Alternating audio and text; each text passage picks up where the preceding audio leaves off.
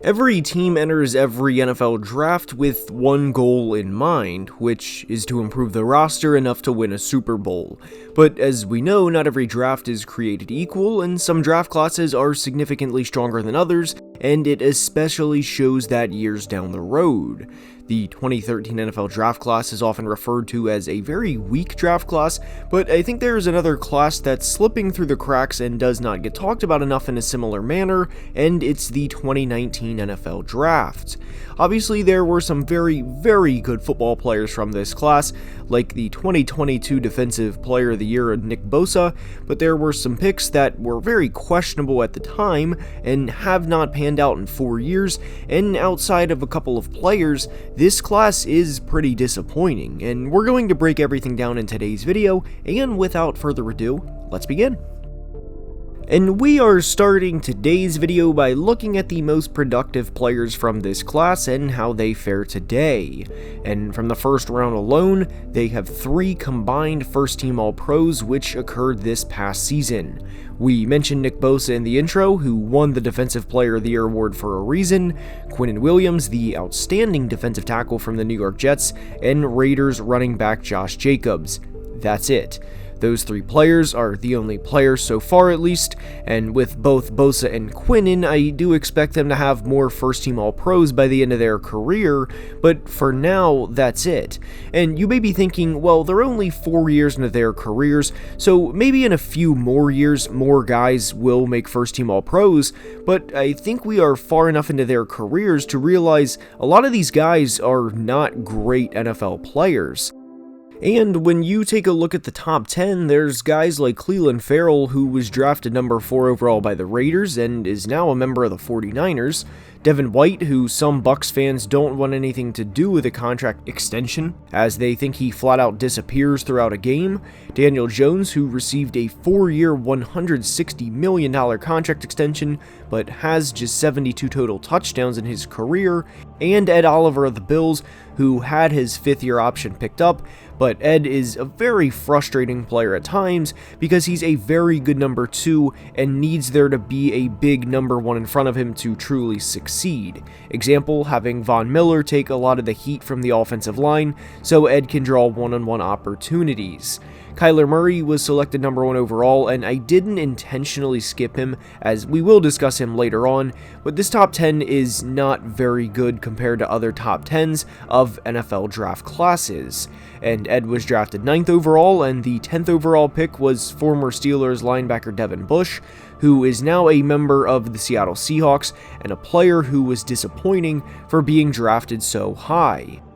And if you take a look at this class and think, where is the home run, and there certainly are hits later in the draft, there are a monumental amount of misses, especially in the first round, like N'Keal Harry drafted 32nd overall, LJ Collier drafted 29th overall, Jerry Tillery drafted 28th overall, and Andre Dillard had picked 22 for that matter too. The second round isn't much better with the exception of one position, of course, which is the true strength of this class, but there were a ton of second round busts from this class too. And second round busts aren't discussed often because they simply don't carry the weight a first round pick does, but players like tackle Greg Little, tackle Cody Ford, corner Trayvon Mullen, and quarterback Drew Lock were all selected in the top half of the second round. And Drew Lock had a promising rookie season back in 2019, and there was reason to believe he was going to be the guy in 2020, as he led the Broncos to a 4-1 finish in their final 5 games of his rookie year, and the team proceeded to draft Alabama receiver Jerry Jeudy in the first round of the 2020 draft, and having a quarterback and receiver duo of Lock, Courtland Sutton, and Jeudy, believe it or not, was something to get behind once upon a time. Hell, myself did it too. But like a lot of players from this class, Drew Lock never panned out. And by the way, this video is not going to be doom and gloom the entire time, as I do want to focus on the receivers from this class, as they are very good and play a big part in today's NFL. Deebo Samuel was the first receiver selected in the second round and is the only player in the second round to have a first-team All-Pro to his name, as he had a very impressive 2021 season, as he had over 1,700 total yards and had 14 total touchdowns. To date, Debo has 26 career touchdowns and actually has more rushing touchdowns with 14 than he does receiving touchdowns with 12. And to be fair to Debo, at least from a statistical standpoint, he is in an offense that isn't very friendly to him in terms of what he could maximize from a personal standpoint, but there is a reason the 49ers are so successful year after year after year. And in some part, it's due to their success from the 2019 class with both Nick Bosa and Debo. And in that same second round as Debo were two receivers from Ole Miss, who you guys probably know by the names of A.J. Brown and DK Metcalf. AJ, of course, had back-to-back 1,000-yard seasons to start his career in Tennessee in 2019 and 2020, and nearly had a third 1,000-yard year in 2021, but played in just 13 games. He exploded in 2022 in his first year with Philadelphia, as he had an 88-catch, 1,496-yard, 11-touchdown season in the city of brotherly love. DK, on the other hand, has 4 straight 900-yard seasons, with 2 1,000-yard seasons, including a second-team All-Pro back in 2020, in which he went for over 1,300 yards and 10 touchdowns. But within that second round, there were a fair share of disappointments too from the receiver position. Eagles fans, it's okay now because they have Arthur Wan as their number 1 receiver, which is actually what AJ stands for, but they drafted JJ Arcega-Whiteside, who to date has 16 career catches for 290 yards as a second-round pick. And we know second-round picks obviously do not have the same expectations as a first-round pick, but 16 catches in 4 seasons for a second-round receiver is a huge draft bust. The Cardinals also selected the speedster from UMass in Andy Isabella, who to date has just 33 catches for 447 yards and 3 touchdowns. Now, there were 2 extremely good third-round receivers in Deontay Johnson from Toledo and Terry McLaurin from The Ohio State University, and extremely good meaning the return the franchise got on their investment. But having these guys as the premier players from your class, along with Nick Bosa, Quinnen Williams, and Max Crosby, while yes, they are good players, this overall is a very underwhelming draft class. And obviously, that's no disrespect to any of these guys, as they are having very good NFL careers. And the best quarterback from this class is Kyler Murray, and that's not a great sign for a draft class, as Kyler is a pretty controversial figure in the NFL community. Some people, and granted it's not many, but some people think Kyler is a top 7 or 8 quarterback, and if he has a good team around him, he could lead a team to a Super Bowl. While others think Kyler is an above-average quarterback, certainly not elite, but has some very fun splash plays here and there. The second best quarterback from this class is Daniel Jones, and there's also a good bit of controversy around him, as some people think he earned his contract extension because of the playoff game the Giants won this past year over the Minnesota Vikings, and that jokingly, now former Vikings defensive coordinator Ed Donatel should receive some of the money from that contract extension. Gardner Minshew was selected in the 6th round of this draft, and he has 44 career passing touchdowns to date,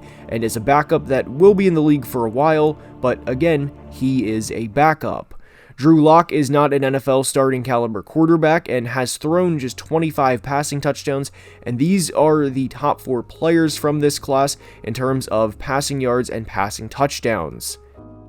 Number 5, and may he rest in peace, is Dwayne Haskins, and ultimately before Dwayne passed, was off of the team that originally drafted him less than 2 full years into his NFL career. After Dwayne, it's Jarrett Stidham, Ryan Finley, and Trace McSorley. Now, not every draft class has a premier quarterback, but it's particularly unfortunate for the 2019 class that they are sandwiched around classes that do, and not just by 1 year either. 2017 has Patrick Mahomes and Deshaun Watson, if he can get back to the player he was. 2018 has Josh Allen and Lamar Jackson. 2020 has Joe Burrow and Justin Herbert. And 2021 has Trevor Lawrence, who is only expected to improve on what was already a successful 2022 season.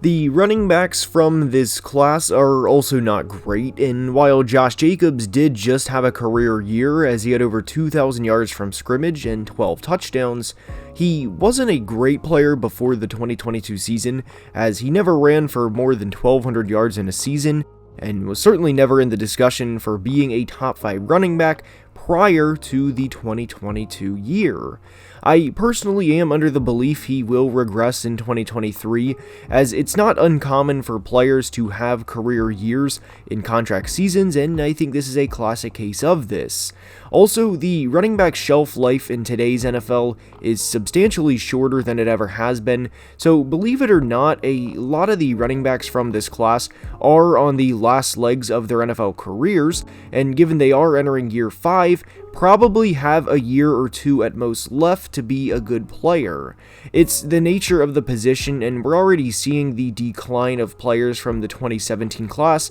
with backs like Leonard Fournette, Dalvin Cook, and Joe Mixon. And aside from Josh Jacobs, the next 3 running backs in rushing yards are Miles Sanders, David Montgomery, and Devin Singletary. 5th is Tony Pollard, who I do think is a good back, but between those players, they have 3 combined 1,000-yard rushing seasons, with Miles and Tony accomplishing it in 2022, and with David going for 1,000 back in 2020. The 6th leading rusher from this class is Kyler Murray, to give you an idea of where it goes after those top 5 running backs, who, again, aside from Jacobs this past year, have never been in a discussion amongst the league's best. Now, another strength from this class is the interior defensive line, as Jeffrey Simmons is a 2-time Pro Bowler and a 2-time second-team All-Pro, and has racked up 16 sacks over the last 2 years, and was a steal for the Titans at number 19 overall in the first round. The reason the word steal is used here is because Simmons was viewed as a top 6 or 7 prospect, really at worst, before tearing his ACL in the pre-draft process. We mentioned Quinnen Williams briefly earlier in the video,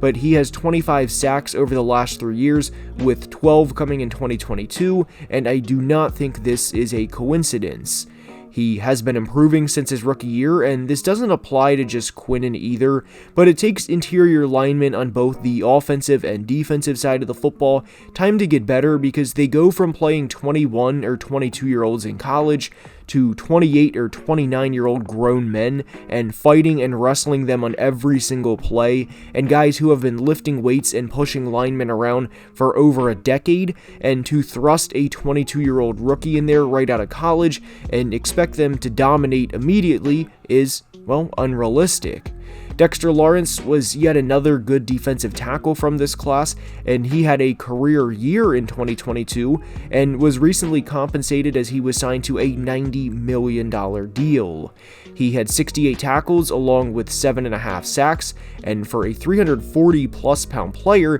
that is insanely impressive. And last but not least from this group of defensive tackles is Christian Wilkins, who has quietly had good seasons for the Dolphins in back-to-back years, and is truly one of the more underrated players in not just the AFC, but in all of football.